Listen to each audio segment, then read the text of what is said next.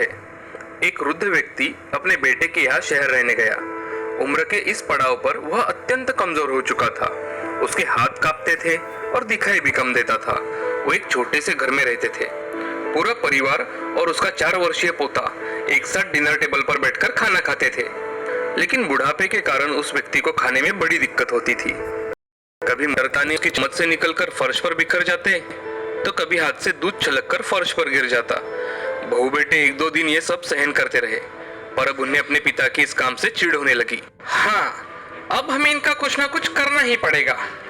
बहू ने भी हाँ में हाँ मिलाई और बोली, हाँ, आखिर कब तक हम इनकी वजह से अपने खाने का मजा किरकिरा करते रहेंगे और हम इस तरह से हमारी चीजों का नुकसान होते हुए भी नहीं देख सकते।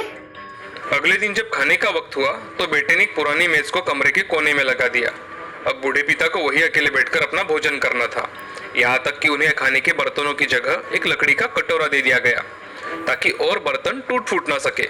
बाकी लोग पहले की तरह ही आराम से बैठकर खाते और जब कभी कभार उस बुजुर्ग की तरफ देखते तो उनके आंखों में आंसू दिखाई देते। ये सब देखकर भी बहू बेटे का मन नहीं पिघलता और अब तो वो उनकी छोटी सी छोटी गलती पर उन्हें बहुत सारी बातें सुना देते। वहां बैठा उनका छोटा लड़का राजू भी ये सब बड़े ध्यान से देखता और अपने में मस्त रहता। एक रात खाने से पहले राजू को उसके माता पिता ने जमीन पर बैठकर कुछ करते हुए देखा। बेटे, ये तुम क्या बना रहे हो? राजू ने बड़ी ही मासूमियत के साथ जवाब दिया, पिताजी, मैं तो आप लोगों के लिए लकड़ी का कटोरा बना रहा हूँ, क्योंकि जब मैं बड़ा हो जाऊंगा तो आपको भी लकड़ी के कटोरे में ही खाना पड़ेगा ना।